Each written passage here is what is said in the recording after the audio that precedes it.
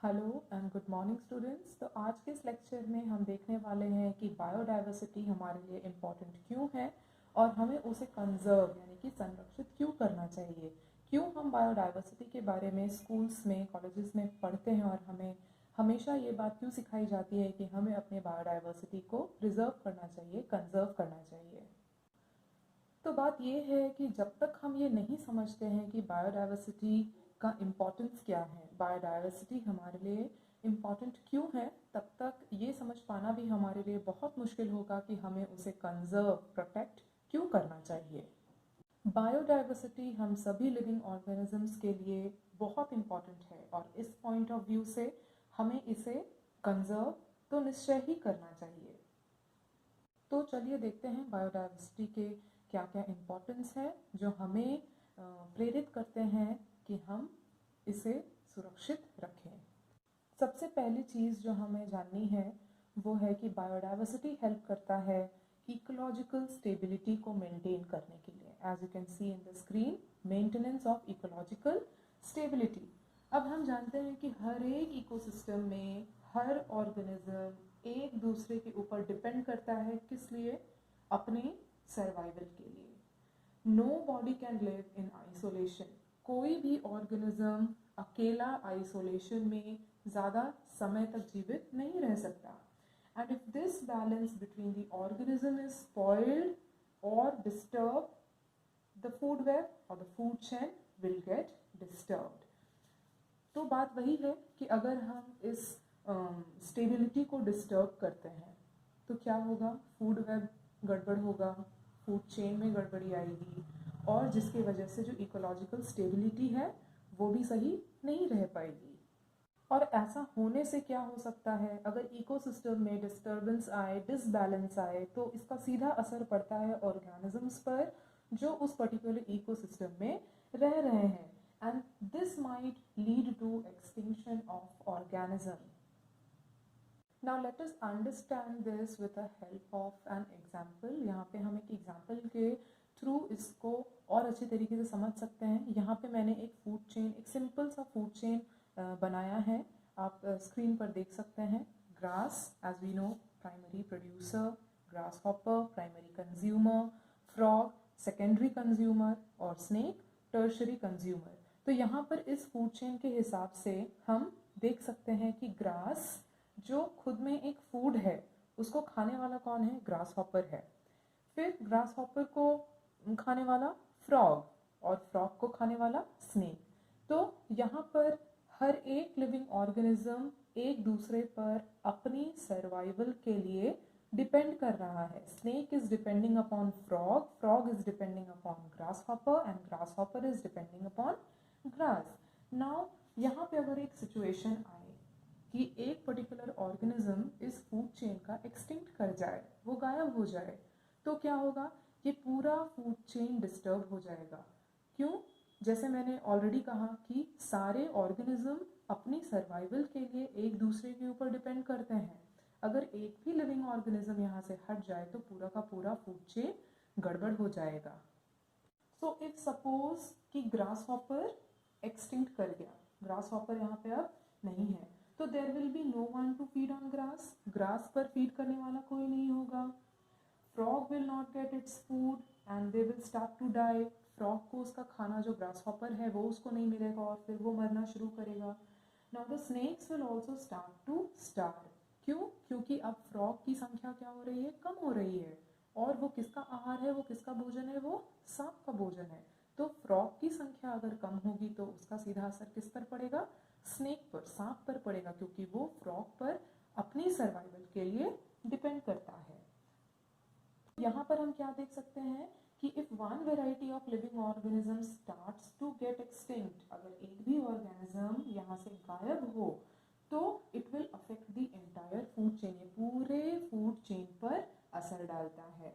And this will disturb the stability of the ecology, और ये ecosystem की stability को पूरी तरह से तहस नहस कर देगा।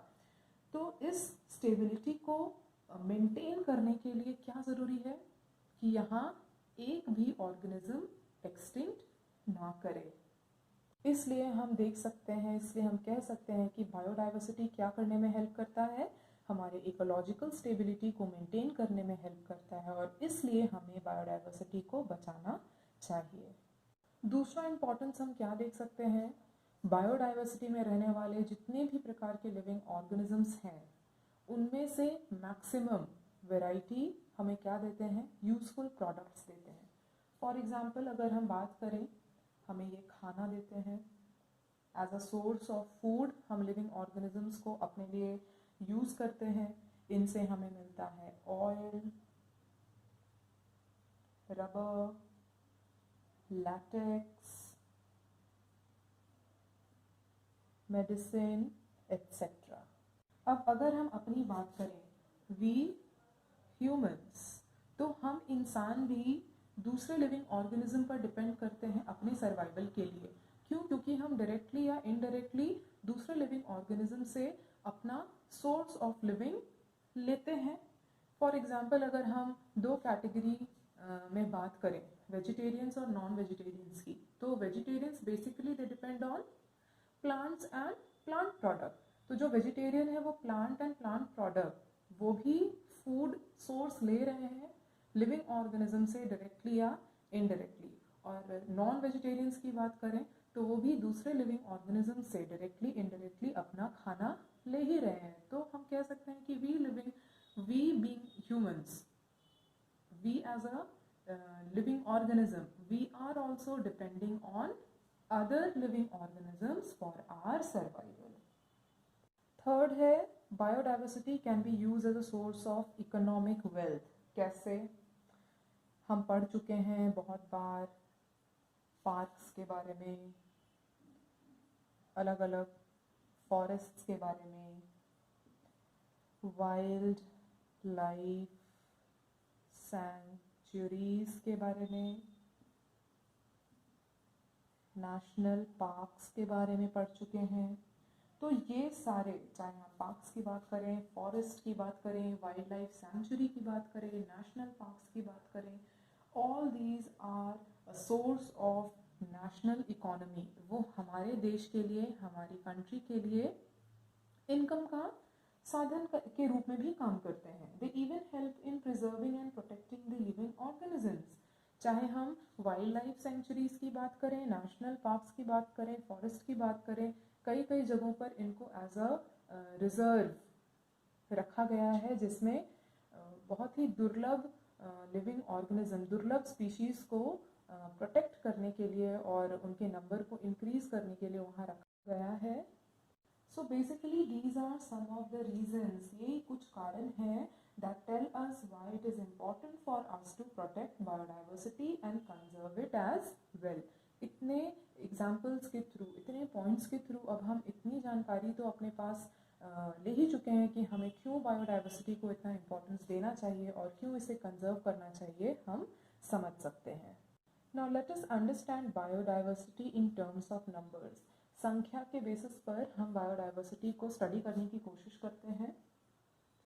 नाउ जैसा कि आप इस पाई चार्ट को ध्यान से देख सकते हैं, the larger portion denotes for animal and the smaller portion denotes for plant. So basically when we are talking about biodiversity number, जब हम संख्या के बेसिस पर बायोडाइवर्सिटी को स्टडी कर रहे हैं, तो अगर हम इस प्लैनेट अर्थ को कंसिडर करें तो हम देख सकते हैं कि number of animals is greater than that of plants. हम क्या कह सकते हैं कि number of animals that exist on the planet is more than that of plants।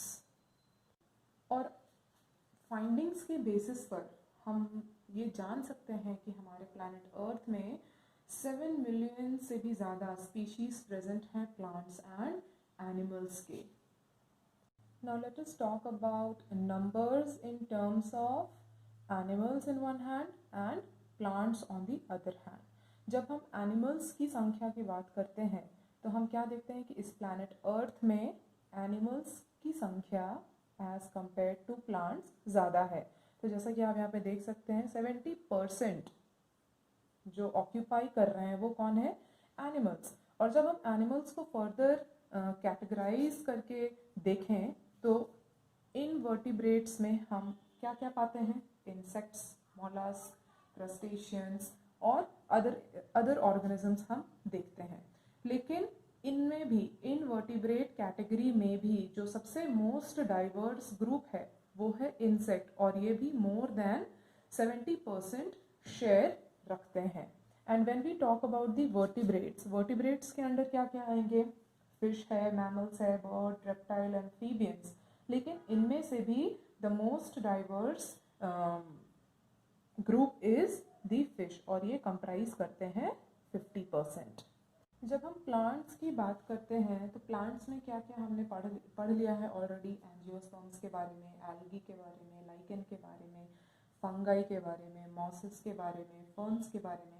लेकिन इन सब के बीच में जो सबसे ज़्यादा स्पीशी रिच ग्रुप है वो है एंजियोस्पर्म एंड फंगाई। तो आखिर में हम इंडिया की बायोडाइवर्सिटी के बारे में भी थोड़ी जानकारी ले लेते हैं।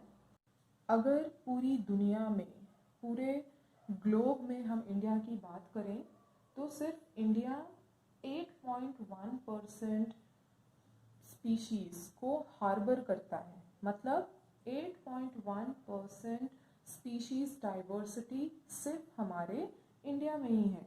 अगर हम इंडिया की साइज़ को लेकर पूरे ग्लोब से इसको कंपेयर करें तो हम क्या पाएंगे कि India is only 2.4% of the total world land.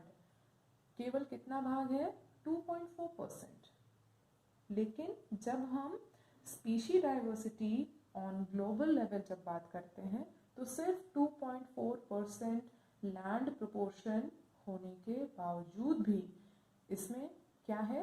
8.1% species diversity है, जो कि बहुत बड़ी बात है।